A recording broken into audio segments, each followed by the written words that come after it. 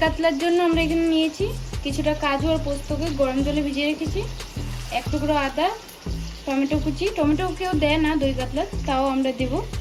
এখানে একটা পেঁয়াজকে 2 টুকরো করে নিয়েছি, এটা কুচোবো, রসুন কুচি, আর এখানে কিছুটা লঙ্কা। চলো এবার এগুলোকে পেস্ট করে নেব। আলাদা আলাদা করে করব, টমেটোটা আলাদা করবো আর এটাকে আলাদা করবো, আর বাকি মশলাগুলোকে আলাদা করে পেস্ট করবো। যে তেলে আমরা মাছটা ভেজে রেখেছিলাম ওই তেলের মধ্যে 4-5টা এলাচ, 4-5টা লবঙ্গ, লাল শুকনো লঙ্কা, তেজপাতা দিয়ে একটু লাল লাল করে ভেজে নেব। দেখুন মশলাটা পুরো ভাজা হয়ে গেছে।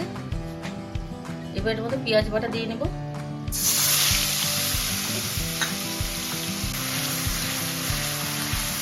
পেঁয়াজের সঙ্গে আমরা আদা রসুন একসাথে পেস্ট করে ফেলেছিলাম, আলাদা আলাদা করবো।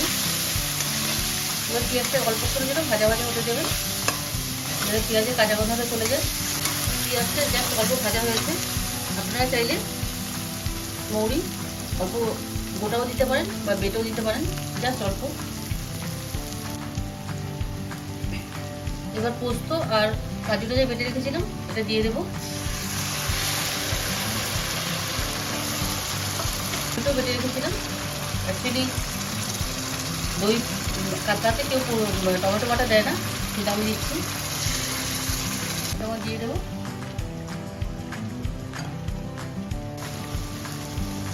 এবারে মশলাটার মধ্যে অল্প ধনে পাউডার, অল্প জিরে পাউডার,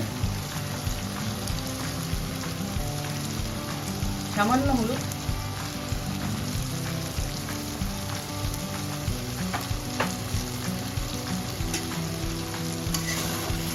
দিয়ে ভালো করে নাড়াচাড়া করে ঢেকে দেবেন যতক্ষণ না মশলা একটা গ্রেভি হয়ে উপর থেকে তেল ছেড়ে আসে। এটার মধ্যে অল্প সাদা তেল দিয়ে দেবো।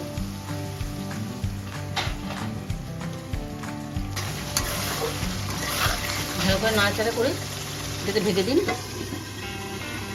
একদম কম গ্যাসের আঁচটাকে একদম কমিয়ে রাখবেন।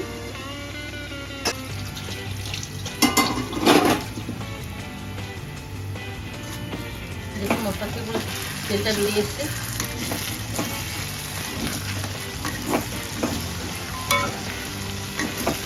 এবার গ্যাসের ফ্লেমটাকে বাড়িয়ে আমি টক দইটাকে ফেটিয়ে রেখেছিলাম, এটাকে ঢেকে দেবেন ওপর থেকে।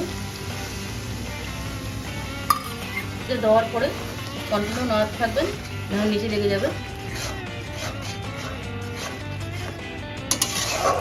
এখন গ্যাসের ফ্লেমটাকে একটু বাড়িয়ে দেবেন।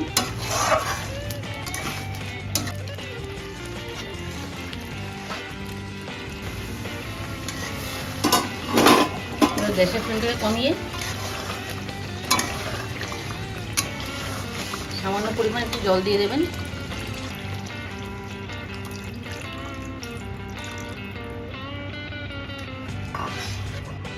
আমরা আগে নুন দিই নাই, সবার লাস্টে স্বাদ অনুযায়ী নুনটা দিয়ে নেবেন। কয়েকটা চিড়ে কাঁচা লঙ্কাও দিয়ে দেবেন।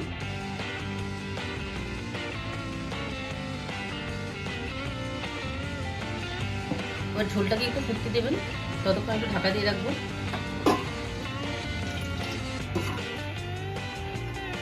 দেখুন ঝোলটা উঠলে এসছে।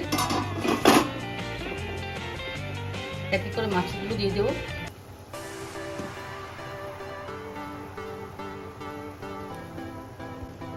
অ্যাকচুয়ালি দই কাতলা থেকে আলু খায় না, কিন্তু যেহেতু আমার ছেলে খুব ভালোবাসে আলু, তার জন্য আমি কয়েকটা ছোটো ছোটো করে কেটে আলু দিয়ে দিয়েছিলাম। এটা ভেজে রেখেছিলাম আগের থেকে। সামান্য একটু চিনিও দিয়ে দেবেন, চাইলে আপনারা স্কিপও করতে পারেন চিনিটা।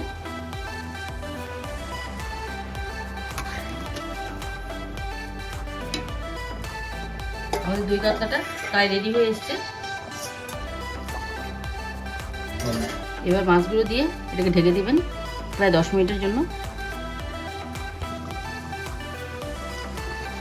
দেখুন দই কাতলাটা আমাদের পুরো রেডি। এখন এটাকে নামিয়ে ফেলবো।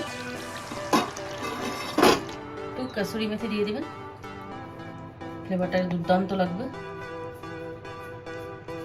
দেখুন আমাদের দই কাতলা পুরো রেডি।